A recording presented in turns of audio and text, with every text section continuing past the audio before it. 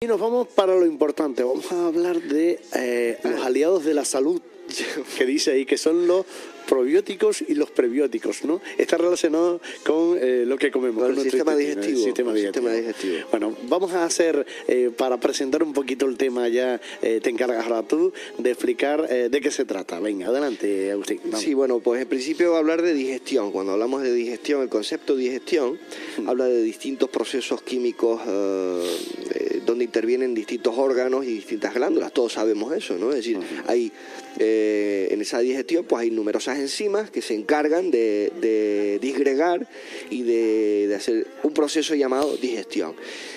Curiosamente, hablar de que el intestino tiene alrededor de 12 metros de longitud, 12 metros, y en este caso tiene una capacidad aproximadamente de 9 litros entre secreciones y jugo. Es decir, hay una gran cantidad de líquidos dentro de ese intestino, entre estómago e intestino, ¿no? Ahora verificamos cuáles son las partes del sistema digestivo, ¿no? Pero que tiene una gran capacidad y suele tener alrededor de 9 litros aproximadamente. La digestión en este caso está formada por un tubo digestivo. Este tubo digestivo pues consta de lo que es la boca, es decir, no hay que olvidar que las digestiones comienzan ya en boca, es decir, cuando nosotros masticamos, pues ya comenzamos a secretar una serie de enzimas. Y en este sentido, por eso es importante, entre otras cosas, es importante pues tener una buena higiene dental, y es súper importante pues tener pues las piezas dentales pues correctas para tener ya desde el inicio tener una buena fraccionación, es decir, poder triturar, poder cortar bien los alimentos, y que en este caso pues no tener dolencias a este nivel. Y comenzamos en la boca, luego se habla de la faringe. La faringe en este caso es la primera porción del tubo digestivo, luego el esófago, que es es un tubo digestivo que conecta a boca y a estómago, luego estómago evidentemente, y pasamos a lo que es intestino. El intestino, recordar, esto es de BUP, que en el intestino hay dos partes, uno que llaman el intestino delgado y otro que es el intestino grueso. Y no nos metemos con más detalle. Luego hay órganos accesorios, como son las glándulas salivares, que están evidentemente en la saliva, donde los chinos dicen bébete el sólido, mastica el líquido, ¿no? Es una cosa muy curiosa que la medicina tradicional china, los chinos como siempre, hablando de su filosofía ancestral, y esto significa, dice, bébete el sólido, mastica el líquido, significa que, dice, haz líquido el sólido, es decir, mastica correctamente, es decir, claro. De ahí la gran ventaja de comer con palillos. Si cuando tú comes con palillos, no es lo mismo, es decir, utilizar pequeñas cantidades de arroz que darte ahí, meter grandes paladas de arroz o de cualquier otro alimento, ¿no? Es decir, la sabiduría oriental en ese sentido pues tiene su razón de ser, ¿no? Entonces hablamos de glándulas salivares, del hígado. El hígado también a través de, por ejemplo, la vesícula biliar, a través de la bilis, también desempeña un papel determinante. Hay un líquido que se llama la bilis que hace un efecto, yo siempre digo en clase, efecto Fairy, ¿no? El efecto Fairy, porque cuando llega el alimento a la primera porción de intestino, sí, pues hay una bolsita que se llama vesícula biliar, que muchos médicos, sobre todo los cirujanos, en cuanto hay un problema a ese nivel, pues directamente lo quitan. Y a veces tiene un motivo y otras veces pues siempre está la contrapartida. Los que estamos sin vesícula biliar, los que están sin vesícula biliar no tienen, hay un mínimo de secreción de bilis y tienen que cuidarse muchísimo más con las grasas. Ya. Y luego finalmente los jugos pancreáticos. Los jugos pancreáticos también juegan un papel determinante. Curiosamente hay dos tipos de procesos, hay dos tipos de procesos en la digestión, en el cual estos procesos, hay un proceso mecánico y hay un proceso químico. Hablo del proceso mecánico en el que interviene pues la masticación, es mecánica, claro, las contracciones y la mezcla de alimentos, todo esto es mecánico, ¿no? Y luego hay un proceso que se llama proceso químico, que al final pues son todas estas enzimas tan importantes en la digestión. Pues todo esto al final hay una cosa que se llama transformación o metabolismo, entre otras cosas, que hace que los alimentos confluyan de una manera o de otra. Curiosamente decir que hay una duración, es decir, lo que dura el proceso de digestión. Efectivamente, me encanta que hables así. Perdón. No, fenomenal. Dura entre 16 y 24 horas, una digestión completa, entre 16 y 24 horas. Con lo cual estamos hablando de que tú te comes un alimento y lo excretas, lo eliminas. Y ya entramos en distintas patologías, ¿no? Cuando hacemos referencia a distintas patologías, empezamos a tener en cuenta una de las técnicas, en principio hablar por ejemplo, de una patología llamada dispepsia. Vamos a hablar de distintas patologías, una de ellas la dispepsia, o que llaman en mi pueblo empacho, que es la dificultad para digerir alimentos, y se produce pues digestiones más lentas y mucho más pesadas. Y en este caso las causas de la dispepsia pues son principalmente la escasez de jugos gástricos, es decir, hay poca cantidad de jugos gástricos. ¿Y cuál es el problema de que haya poca cantidad de jugos gástricos? Pues en muchas ocasiones los cambios de dieta, algunos medicamentos, el aumento de estímulos a nivel gástrico, es decir, por problemas de nerviosismo, por mucho estimulante.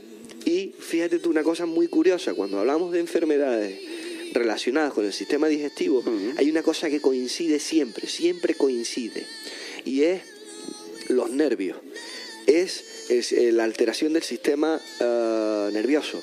Si el sistema nervioso es el capitán general de un ejército y lo rige todo. Cuando el sistema nervioso está bien, las digestiones son estupendas.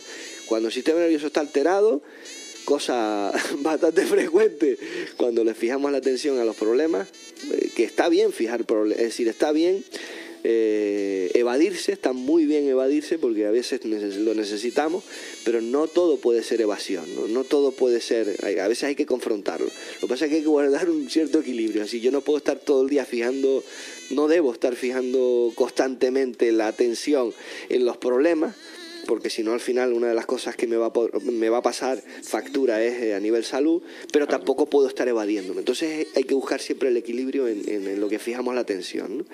Y en este caso hay un aumento de estímulos digestivos, hay un aumento, es decir, una disminución de la secreción de jugos gástricos por el nerviosismo, por el estrés, ¿no? Consejo. Pues bueno, el primer consejo es la utilización de probióticos y prebióticos. Cuando hacemos referencia a probióticos, los probióticos son bacterias beneficiosas que hacen un trabajo extraordinario de digestión en el intestino. Y cuando hablamos de prebiótico, el prebiótico es el nutriente, lo que le da de comer al probiótico. Y tú tenías una cosita ahí preparada, si te parece, haciendo referencia al tema de los probióticos. Sí, señor. Pues nos habla un poco de la historia, ¿no? En comparación con la alimentación actual, la dieta que consumían nuestros ancestros hace 1 millón de años contenía un 50% menos de proteínas, un 75% menos de grasas saturadas y un 90% menos de sodio. El hombre del Paleolítico comía entre 4 y 10 veces más fruta y fibra que el actual, lo que aportaba 10 veces más cantidad de vitaminas y antioxidantes. Pero la diferencia más importante respecto a nuestros ancestros es que ingerían diariamente en su dieta más del 10% de bacterias beneficiosas para la salud, entre otras distintas especies de Lactobacillus. Este extraordinario aporte de microorganismos beneficiosos para la salud se debía a que los alimentos, sobre todo los vegetales, estaban almacenados durante mucho tiempo antes de comerlos, produciéndose fermentaciones, entre ellos la láctica. Bueno, hablamos de las fermentaciones lácticas. Sí, efectivamente. al final accidentalmente se han producido distintas degradaciones en los alimentos, y estamos hablando datándonos de cuestiones ancestrales, y resulta que esas bacterias, esas bacterias al final pues son capaces de no solo de transformar alimentos, sino de que son beneficiosas para nosotros, ¿no? O sea, que aunque nos parezca, son bacterias, son bichos que tenemos que separar de nuestra alimentación, son necesarios también en nuestro cuerpo. Sí, efectivamente. Voy a ponerte porque me resultó muy curioso este apartado que pone aquí en el libro. Dice, una versión persa del libro del Génesis, Antiguo Testamento, refiere que la longevidad de Abraham fue debida al consumo de leche agria, leche que ya uno despreciaría porque quitaría de ahí. Incluso ya en el siglo 76 a.C., el historiador romano Plinio recomendaba la administración de lácteos fermentados para tratar la gastroenteritis. Fíjate cómo ya habían asociado todo eso, fermentación. Es precioso cuando vamos a la historia y vemos todo este tema, ¿no? Tenemos un tema, si podemos hablar extensamente solo de pro y prebióticos. Sí. Si te parece, seguimos con el tema de las dispepsias, que habíamos hablado, que son digestiones que son a veces dificultosas, que dicen, es que estoy como medio empachado y demás, ¿no? Los consejos en este caso, siempre cuando hablamos de sistema digestivo, tiene que haber de base una serie de recomendaciones dietéticas, siempre, y en este caso no vamos a hacer menos. Y en este caso, como hay dificultad para la digestión, pues en este caso evitar pues el bicarbonato, lo que son las bebidas con gas, el café, el té. Siempre nos metemos con el café y el té, siempre. Qué pena, y el tabaco, ¿no? Los fritos, en este caso, todo lo que son fritos, sobre todo carne, claro, porque son bastante más pesadas, y evidentemente las especies picantes. Esto siempre, y recomendar, cuando hay algún problema de este tipo, acudir a nuestro médico o nuestro terapeuta. Evitar el nerviosismo y el estrés, no podía ser menos, y en este caso pues el cuidado de las comidas y bebidas calientes, porque no hay que recordar que hay el primer habitáculo, es decir, desde el momento que tú conectas, es decir, está todo directamente conectado, desde la boca, todo el organismo está todo conectado, pero desde la boca hasta el último esfínter del intestino está todo directamente conectado. Tú te tomas un café caliente y hay un estímulo de las fibras nerviosas del aparato digestivo que hace que en muchas ocasiones pues laxes o que vayas al baño. O sea que imagínate tú la importancia. El tratamiento, ¿cómo trato yo las dispepsias? Pues en este caso me podría hacer una agüita. Es decir, podría utilizar un probiótico, siempre bajo recomendación profesional, y una agüita sencilla. Una agüita con anís verde, que es antiséptica, es decir, evita el crecimiento. Si tuviéramos una dispepsia, tuviéramos un empacho por algo relacionado con alguna bacteria, algún alimento en mal estado, pues el anís verde iría fenomenal, y es espasmolítico, es decir, cuando se producen espasmos en el intestino, anís verde. El regaliz, que es también es un antiácido. La menta poleo, que además de ser carminativa, es decir, además de ayudar en las digestiones, también nos ayuda en el apetito. Y hay una super planta con un aceite esencial que se llama orégano.